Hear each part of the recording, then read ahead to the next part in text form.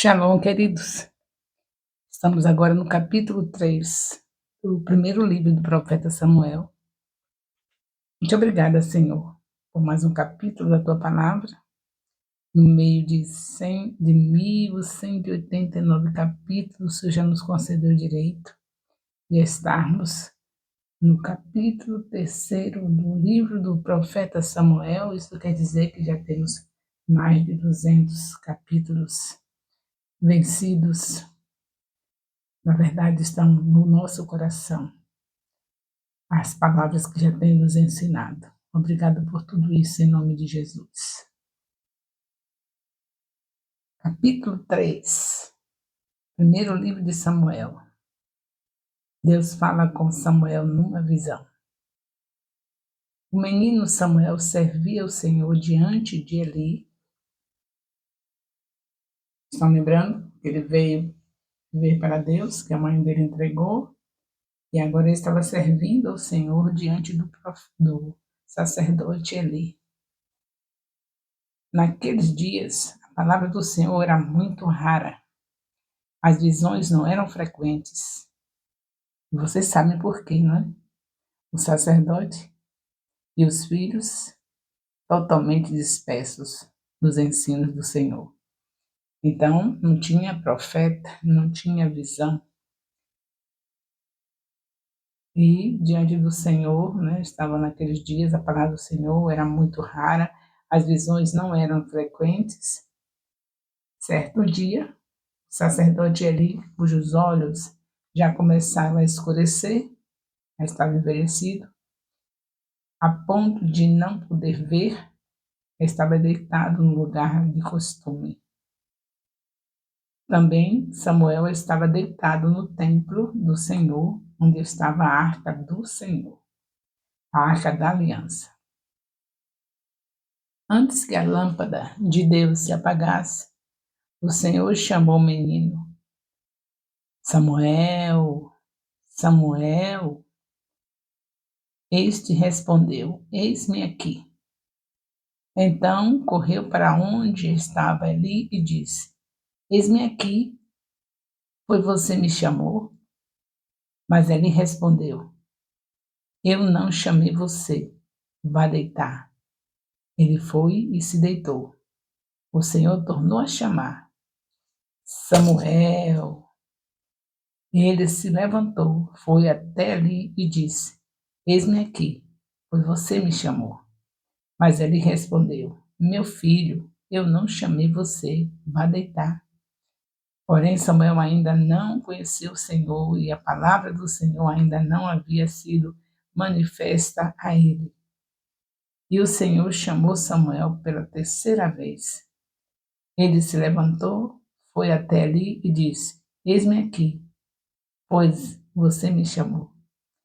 Então Eli entendeu que era o Senhor quem chamava o menino. Por isso ele disse a Samuel: Vá deitar. Se alguém chamar, diga: Fala, Senhor, porque o teu servo ouve.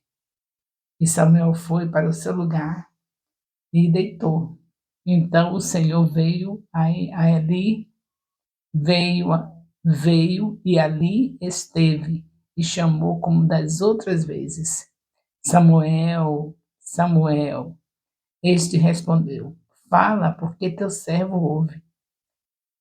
E o Senhor disse a Samuel: Eis que vou fazer uma coisa tal em Israel, que todos os que ouvirem ficarão com os dois ouvidos tinindo.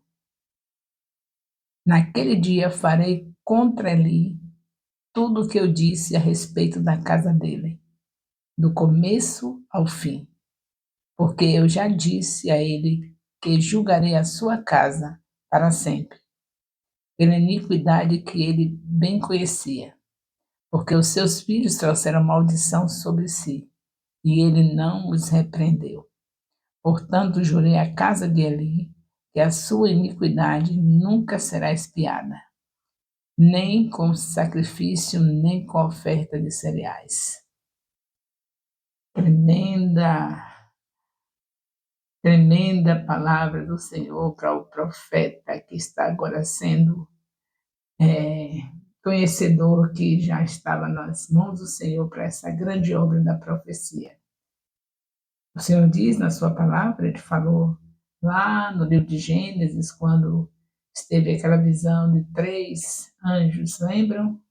Tem que lembrar de tudo, nós estamos estudando a Bíblia para estarmos com ela guardada no nosso coração e onde chegarmos, a gente estará ganhando, consolidando, discipulando e enviando. É esse o propósito de Deus para nossas vidas. Conhecendo a palavra, estamos capacitados para fazer isso. Então você sabe que o Senhor fez isso com Abraão. Ele disse que não iria esconder nada de Abraão, porque não se esconde nada, Deus não esconde nada aos seus profetas. Naquela parte onde Deus vê Abraão intercedendo pela Sodoma e Gomorra, lembram? É bom lembrar de tudo e quando estiverem bem esquecidinhos, lembre de voltar os vídeos, continuando no YouTube. E nós sabemos que um doutor se forma e continua estudando.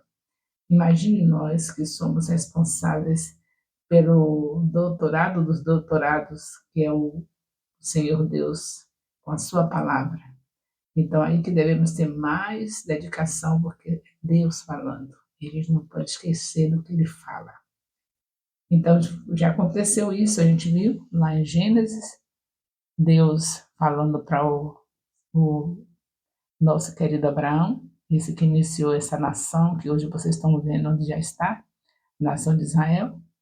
Ele, como profeta, Deus disse que não negaria, não deixaria de falar para ele tudo o que estava acontecendo, o que ele ia fazer.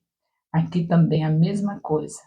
Deus falou para Eli, através de um profeta que não, a Bíblia não diz o nome, e aí depois, agora veio avisar Samuel, é a sinalização. Então já se pode ver que Samuel já está escolhido pelo Senhor para ser um profeta, porque aos profetas Deus não esconde nada. Por isso que agora está ele sabendo da situação do seu líder, do seu sacerdote, que deveria estar cuidando dele com eficiência e, no entanto, está numa situação como essa. Samuel conta a visão para Eli, tudo o que ele tinha visto, tudo que ele ouviu. Samuel, o profeta do Senhor, já está sendo declarado agora pela confirmação de Deus falar para ele o que ia fazer com o seu sacerdote, Eli. E agora Samuel conta a visão dele.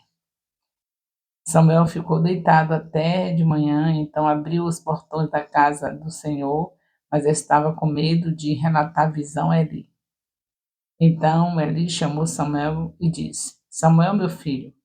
Ele respondeu: Eis-me aqui. Então ele disse: O que foi que o Senhor lhe falou? Peço que você não esconda nada de mim. Que Deus faça com você o que bem quiser, e se você me esconder alguma coisa de tudo o que ele falou, de tudo o que ele falou. Então Samuel lhe contou tudo sem esconder nada. E ele disse: Ele é o Senhor, que ele faça o que achar melhor. Eu acho não, vocês estão vendo que uma atitude de uma pessoa que errou não é simplesmente dizer ele é o Senhor, ele faça o que ele achar melhor, mas se humilhar, não é? E até aqui você vê que o coração de Ali não houve humilhação, porque ele receber a notícia que Deus deu para ele, de tudo que acontecer de ruim, era para ele chorar como Davi, plantear o tempo todo. Lá adiante nós vamos ver a história de Davi, que pecou semelhante aqui. Pecado também que fez tinir os ouvidos dos israelitas. Porém, Davi se arrependeu para o resto da vida. Mas esse ali, esse sacerdote ali, ele não se humilha. Na verdade, permissão de Deus mesmo, que quando Deus diz que endureceu o coração, quer dizer que ele não fez nada. Deixou a pessoa lá e a pessoa sozinha, sem ele, só vai cada dia mais ter uma vida desgraçada. Sem Deus não tem graça. E é isso que acontece. Toda vez que Deus diz, eu vou endurecer o coração, ele dizendo, eu não vou deixar você chegar, não vou fazer mais nada, não vou tocar nele. Então, claro que a gente gostaria que ele se arrependesse, mas já estava determinado por Deus que até onde ele foi, Tinha que ser endurecido o coração para que ele morresse. Às vezes a gente chega em um ponto que Deus tem que deixar sair da terra. Então foi o caso de Eli. Nosso Deus é soberano, ele sabe como fazer. A gente não tem que estar especulando, porque Deus deixou isso com ele, porque Deus sabe todas as coisas. Porque Deus não deu uma chance? Não, Deus sabe todas as coisas. Porque Deus não deu uma chance? Porque ele sabe todas as coisas.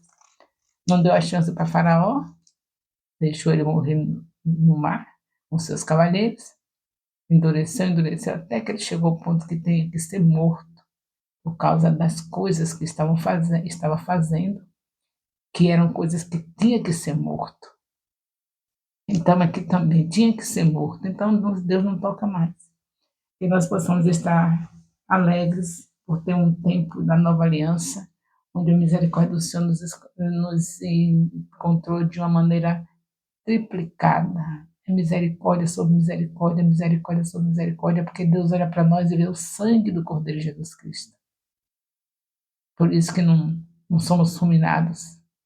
Mas não se esqueça que mesmo assim, na nova aliança, Ananias e Safira foram fulminados de frente do Pedro, porque Pedro estava vivendo a santidade, e aí, diante de uma pessoa que está vivendo a santidade, e a pessoa mentir, está mentindo para o Espírito Santo.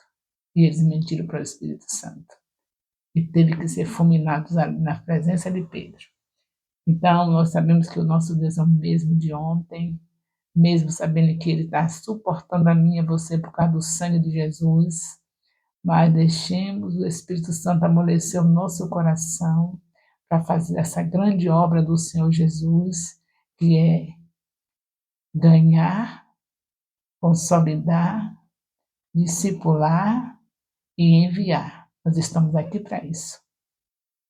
Deus chama os improváveis. Você, que não é nada, mas que Jesus salvou, é para fazer o mesmo. Não teve alguém que foi usado para salvar você? Para levar você a estar nessa posição? Pois é isso aí. O tempo todo. Eu ganhei você, você ganha outro, e o outro ganha outro, até Jesus Cristo voltar. Essa é a obra. Não endureça o coração, porque hoje estamos na nova aliança, mas o Senhor Deus, na nova aliança, também fulminou Ananias e Safira, porque não quis fazer o reino de Deus crescer. Não mentiu. Ele tinha uma oferta, ele dava aquela oferta, não queria dar mais do que aquilo, que ele não desse. Mas ele mentiu. E aí não minta. Se é dízimo, é dízimo. Entrega o dízimo. Não tem que estar mentindo, dando uma oferta dizendo que é dízimo. Dízimo é a décima parte do que você ganha no total. Então, a oferta essa, a oferta aquela, tem que ser com dignidade. Não é uma oferta qualquer, de acordo com a sua situação, com a sua condição financeira. As ofertas de acordo com a sua condição financeira, mas o dízimo, é a décima parte do que você ganha. Então, sejamos fiéis ao Senhor. Eu estou falando de dízimo aqui, porque eu estou falando que Deus fez isso com Ananias, porque ele não entregou a oferta de uma maneira verdadeira. Mentiu. Mentiu para Pedro, mentiu para o Espírito Santo, porque Pedro vivia na dependência do Espírito Santo. Quando você encontra um líder que vive na dependência do Espírito Santo, você está em perigo se você enganá-lo, porque está enganando ao Espírito Santo. Por que entrou de assunto? Porque alguém está precisando ouvir. Mas o que nós estamos falando aqui é sobre o que Deus fez, endureceu o coração de Eli, porque ele chegou num ponto que Deus queria matá-lo, queria que ele fosse morto. Quando chega nesse ponto, Deus não se envolve, é o que se chama de endurecimento de coração. Ele chegou a esse ponto de saber de tudo que Deus ia fazer e não dizer, me perdoe, se prostrar, chorar, se humilhar. Não. O Senhor sabe o que faz. Ele faça como ele achar. Oh, meu Deus, eu que não quero que o Senhor faça como ele achar, eu quero a misericórdia dele. Porque se ele vai achar o que em mim, para me poupar, nada. Só o sangue de Jesus. Então, eu dou graças a Deus por Jesus Cristo ter me purificado com seu sangue. Deus olhar e ver o sangue do seu filho que foi derramado por mim. E estou o tempo todo me humilhando, Senhor, perdoa, perdoa, misericórdia de mim, Senhor, misericórdia de mim. É essa a vida do Filho de Deus, se humilhando diante da potência de mão de Deus, porque é o seu tempo, ele nos exalta. Ele não chegou a esse ponto. E aqui nós vemos o capítulo 3, né? Deus falando com Samuel na visão. Samuel conta a visão a Eli. E o nome do Senhor sendo exaltado em nossas vidas. Glórias ao nosso Deus. É bom que nós sejamos conscientes de que tudo que estamos aprendendo é para guardar no coração. Eu sei que aqueles nomes lá do Pentateuco, nome difícil, genealogia, o nome daquelas cidades, não ficam fácil para guardar. Mas o Senhor leva em conta que você levou a sério e leu e estudou. Gravar aqueles nomes todos, só o Espírito Santo pode gravar. Aí, na hora que ele quiser, ele traz à mente de você a cidade é essa, onde morava o profeta Samuel, onde morava Abraão, aquelas coisas todas que você viu que foi difícil, mas se você na obediência ler, no momento que for preciso para você falar com algum nome daquele, aquela genealogia, aquelas coisas, Deus traz à tona, porque o que é impossível para Deus? Só basta ele se submeter, ele mandou meditar na palavra, e não foi um pedaço da Bíblia, é a Bíblia toda. Diariamente, a gente lendo, é de dia e de noite, meditar de dia e de noite, diariamente 3 capítulos na sua casa, e semanalmente, de 7 em 7 dias, um capítulo juntamente com seus discipuladores. E aí, queridos, não tem diabo que lhe vença, porque o Senhor Jesus Cristo venceu a Satanás foi pela palavra. No deserto, 40 dias e 40 noites. E cada vez que o diabo distorcia a palavra, ele vinha com a palavra correta para rebater. E saiu do deserto vencedor. Não foi vencido pela tentação. Então, se o nosso Senhor Jesus Cristo deu o exemplo para nós de ter a palavra gravada no coração, e ele tinha a palavra gravada no coração porque seus pais cuidaram deles como verdadeiros israelitas, inculcando a palavra. Mesmo ele sendo filho de Deus, ele teve um período de estudo da palavra como toda criança israelita. E tudo aquilo que ele falou ali no deserto, rebatendo Satanás, ele estava gravado no coração porque ele teve o ensino. Então, nossa vida é essa, meditar na palavra, estudar a palavra, passar a palavra para nossos filhos, ensinar nossos filhos, marido ajudando a mulher no conhecimento da palavra. A mulher não pode ensinar o marido, mas o marido deve ensinar. A mulher e os seus filhos, e a mulher exclusivamente aos seus filhos. E a todos que Deus coloca na sua vida, sua vizinhança, suas vizinhas, seus colegas de trabalho, seus colegas de faculdade, onde estiver. Ganhando, consolidando, discipulando e enviando. Então, mantenham a palavra.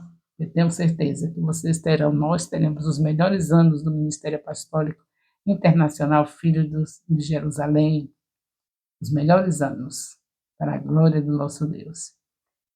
O amor de Deus, nosso Pai, e a graça salvadora do nosso Senhor Jesus Cristo, a comunhão do Espírito Santo, seja com todos os discipuladores e discípulos do Ministério Apostólico Internacional Filho de Jerusalém, desde agora e para sempre. Amém. Louvado seja Deus.